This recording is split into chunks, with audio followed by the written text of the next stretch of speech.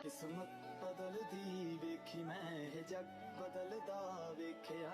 खुश रहूँगा परछाई नाल काली रक्षा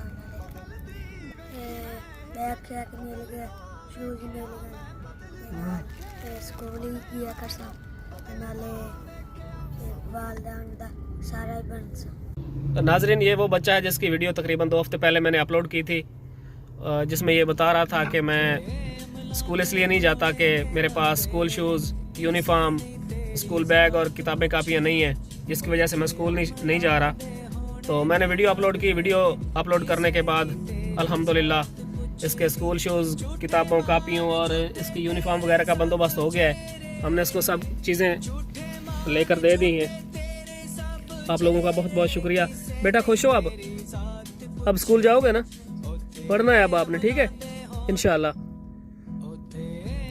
जिन लोगों ने इस नेक काम में मेरा साथ दिया, अल्लाह पाक उनको जज़ाए खैर अता फरमाए। शुक्रिया।